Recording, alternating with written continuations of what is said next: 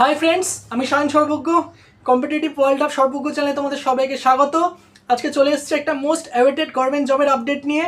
এইটুকু বলতে পারি যে এসএসসি, আইবিপিএস বা বিভিন্ন স্টেট পাবলিক সার্ভিস কমিশনের এক্সামের থেকে অনেকটাই কম কম্পিটিশান এই চাকরিটার ক্ষেত্রে। আর তোমরা যদি স্মার্ট ওয়েতে হার্ডওয়ার্কটা করতে পারো তাহলে অবশ্যই এই চাকরিটা ক্র্যাক করাটা কিন্তু অনেকটাই সম্ভব। ঠিক আছে, তোমরা ভিডিওটা প্রথম থেকে শেষ অবধি দেখো।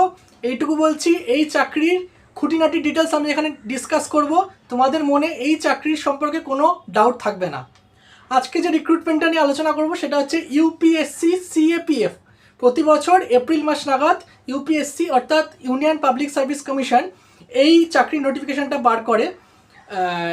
এই বছর অর্থাৎ 2024 সালের ভ্যাকেন্সিটা কিন্তু বাম্পার। আমরা যদি বিগত 2 বছরের ভ্যাকেন্সির সাথে এবছর তুলনা করি তাহলে 2023 সালে ভ্যাকেন্সি ছিল হচ্ছে 322, 2022 সালে ছিল হচ্ছে 253, কিন্তু 2024 সালে এই বছর ভ্যাকেন্সি হচ্ছে 506, অর্থাৎ বাম্পার ভ্যাকেন্সি এবছর। তোমাদের কাছে একটা বিশাল বড় অপরচুনিটি। তার ভেতরে বিএসএফ আছে হচ্ছে অর্থাৎ বর্ডার সিকিউরিটি ফোর্স 186টা, সিআরপিএফ 120টা, সিআইএসএফ 110, আইটিবিপি অর্থাৎ ইন্ডো টিবেটিয়ান বর্ডার পুলিশ 58 এবং এসএসবি 42, সব মিলিয়ে 506টা ভ্যাকেন্সি। এবার আসি হচ্ছে ফর্ম ফিল আপ। দেখো, ফর্ম ফিল আপটা অলরেডি শুরু হয়ে গেছে 24/4/2024 থেকে, অর্থাৎ 24শে এপ্রিল থেকে। লাস্ট ডেট হচ্ছে 14ই মে, অর্থাৎ বেশি দিন নেই। তোমরা যারা ফর্ম ফিল আপ করোনি তারা খুব তাড়াতাড়ি ফর্ম ফিল আপটা করে নাও।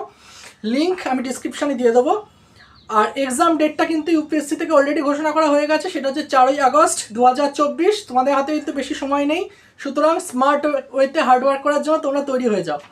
এটা হচ্ছে একটা গ্রুপ এর পোস্ট, অর্থাৎ ইউপিএসসি সিএপিএফ এসি অর্থাৎ অ্যাসিস্ট্যান্ট কমান্ড্যান্ট পোস্টে তোমাদের রিক্রুট করা হবে এই পরীক্ষাটার দ্বারা। ঠিক আছে, এবার আসি হচ্ছে এজ লিমিটের ক্ষেত্রে। যদি তুমি একটা আনরিজার্ভ ক্যান্ডিডেট হয়ে থাকো তাহলে হচ্ছে 20 থেকে 25 বছর বয়স। এজ তোমার ক্যালকুলেট করা হবে হচ্ছে 1 আগস্ট 2024 অবধি, অর্থাৎ 1 আগস্ট 2024-এর ভেতরে তুমি যদি 25 বছরের ভেতরে হয়ে থাকো তাহলে তুমি as a general candidate apply করতে পারবে। আর এজ রিল্যাক্সেশন বলতে গেলে এসসি এসটিদের জন্য 5 বছর আর ওবিসিদের জন্য 3 বছর অ্যাজ পার গভর্নমেন্ট রেগুলেশন ওটা আছে। ঠিক আছে, এবার আসি হচ্ছে এলিজিবিলিটি ক্রাইটেরিয়ার ক্ষেত্রে।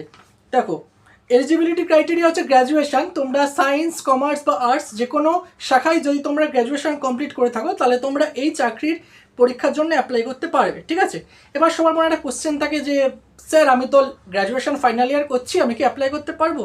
দেখো, এক্সাম হয়ে যাওয়ার পর যারা কোয়ালিফাই করবে তাদের একটা ডিএএফ অর্থাৎ detail application form fill up করা হয়। সেই ডিটেল অ্যাপ্লিকেশন ফর্ম ফিলের আগে তোমার হাতে যদি সার্টিফিকেট চলে আসে সো তুমি এটার জন্য অবশ্যই এলিজিবল, আর যদি না আসে তাহলে তুমি এলিজিবল নাও। ঠিক আছে, এবার আসি হচ্ছে এক্সাম প্যাটার্ন, অর্থাৎ পরীক্ষাটা কি প্যাটার্ন হবে। দেখো, সিএপিএফ অ্যাসিস্ট্যান্ট কমান্ড্যান্ট হতে গেলে তোমাকে 3টে মেজর স্টেজের ভেতর দিয়ে তোমাকে যেতে হবে। ফার্স্ট একটা রিটেন কন্ডাক্ট করানো হবে। যারা রিটেনে পাস করবে তাদেরকে একটা ফিজিক্যাল এফিসিয়েন্সি টেস্ট এবং ফিজিক্যাল মেজারমেন্ট টেস্ট কন্ডাক্ট করানো হবে। যারা সেটা পাস করবে তারা একটা ইন্টারভিউ, তারপরে হচ্ছে ফাইনাল জয়নিং আফটার মেডিকেল, মানে ওটার পরে মেডিকেল হবে, তারপরে ফাইনাল জয়নিং। প্রথমে আসছে হচ্ছে এক্সাম সিলেবাসের ক্ষেত্রে। এক্সাম সিলেবাস হচ্ছে, এক্সামের ডেট তো তোমার বলেই দিয়েছি যে 4 আগস্ট 2024। এক্সাম তোমার দুটো পার্টে বিভক্ত। একটা হবে হচ্ছে সকাল 10টা থেকে সকাল 12টা, অর্থাৎ 2 ঘন্টা ফার্স্ট পেপারে, সেটা হচ্ছে 250 নম্বর। আর থাকবে হচ্ছে জিএ অর্থাৎ জেনারেল অ্যাওয়ারনেস, আর হচ্ছে ইন্টেলিজেন্স।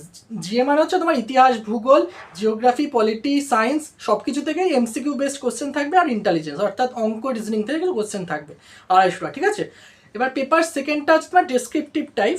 পেপার সেকেন্ড আবার দুটো পার্টে বিভক্ত। ঠিক আছে, সেটা হচ্ছে পার্ট এ আর পার্ট বি।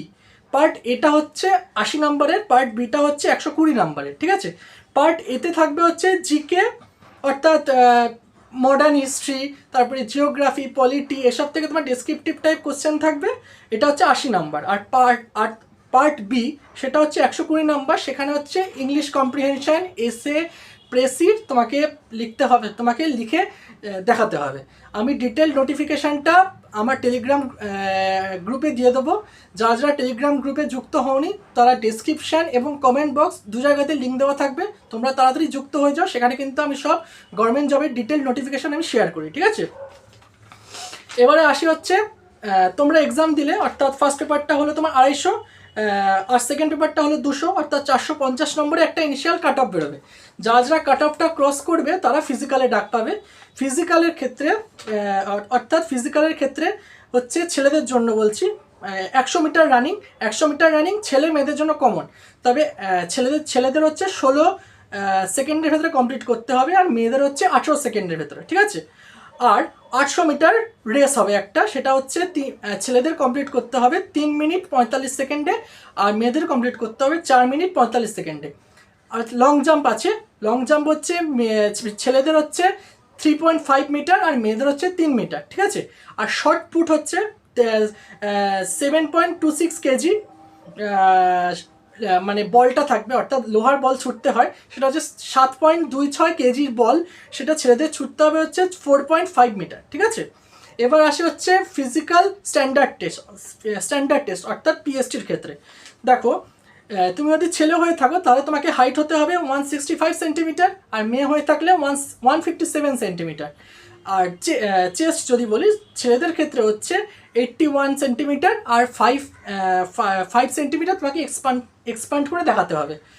আর এক্সপ্যান্ড করে দেখাতে মেয়েদের ক্ষেত্রে তোমার চেস্ট লাগে না বেসিক্যালি। এটাই হচ্ছে ফিজিক্যাল স্ট্যান্ডার্ড টেস্টের মানে স্ট্যান্ডার্ডস। আমি নোটিফিকেশানটা টেলিগ্রামে শেয়ার করে দেবো, সেখান থেকে তোমরা আরেকবার ক্রস চেক করে নিতে পারো। যারা physical standard PST PET pass করবে তারা ইন্টারভিউর জন্য কল পাবে। ইন্টারভিউটা যথেষ্ট ভালোভাবেই হয়, অর্থাৎ রিটেনের সাথেই তোমরা ইন্টারভিউ এবং ফিজিক্যালের প্রিপারেশান নেবে। ইন্টারভিউটা হয়ে হচ্ছে 150 নম্বরের।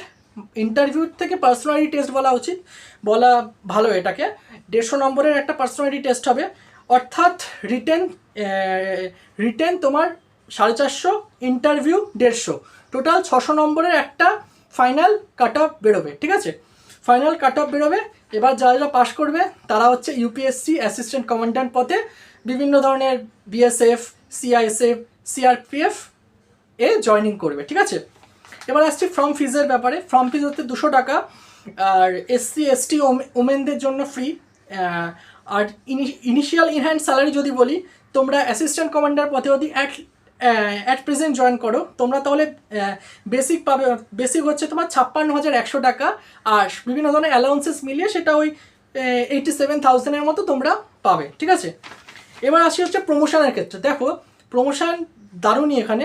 অ্যাসিস্ট্যান্ট কমান্ড্যান্ট পদ থেকে তোমরা ডেপুটি কমান্ড্যান্ট, সেখান থেকে কমান্ড্যান্ট, সেখান থেকে তোমার ডিরেক্টরেট জেনারেল, মানে অনেকগুলো প্রমোশনের পর হাইয়েস্ট যেটা যায় সেটা হচ্ছে ডিরেক্টরেট জেনারেল। এটা যথেষ্ট ভালো একটা মানে রেসপেক্টেড রেপুটেড পোস্ট। তুমি একটা ব্যাটালিয়ানের মানে লিডার হবে, তুমি লিড করবে সেই ব্যাটালিয়ানটা, সেটা বিএসএফ হতে পারে, সিআইএসএফ হতে পারে, সিআরপিএফ হতে পারে। আর হ্যাঁ, একটা কথা, সেটা হচ্ছে চশমার এখানে কোনো স্ট্যান্ডার্ড নেই। তোমার যদি চশমা থাকেও কোনো অসুবিধা নেই। অনেকের মনে কোয়ারিটা থাকে যে স্যার আমার কাছে চশমা আছে, আমার কি এটার জন্য এলিজিবল হবে? চশমা এখানে কোনো ফ্যাক্টরি না। চশমা থাকলে তোমরা 100% এলিজিবল। তোমরা তোমাদের প্রিপারেশনের উপর ফোকাস দাও, ফিজিক্যালের উপর ফোকাস দাও, ইন্টারভিউতে নিজের কীরকম পার্সোনালিটি তারা চায় তার উপর ফোকাস দাও। আশা করছি তোমাদের সাফল্য খুব তাড়াতাড়ি আসবে। আর নতুন নতুন গভর্নমেন্ট জবের আপডেট পাওয়ার জন্য আমাদের চ্যানেলটাকে লাইক, শেয়ার, সাবস্ক্রাইব করে রেখো। আর টেলিগ্রাম গ্রুপে যুক্ত হয়ে যাও, সেখানে আমি সব ডিটেলস শেয়ার করি। গ্রুপ আমি আমার লিঙ্ক টেলিগ্রাম গ্রুপের আমি আমার ডেসক্রিপশন আর কমেন্ট বক্সে দিয়ে রাখলাম। আমার Facebook channel Facebook profile follow করতে পারো, সেখানে আমি নেক্সট ভিডিওর আপডেট দিই। লিঙ্ক ডিসক্রিপশন আর কমেন্ট বক্সে আছে। দেখা হচ্ছে নতুন কোনো গভর্নমেন্ট জবের আপডেট নিয়ে। All the best, thank you.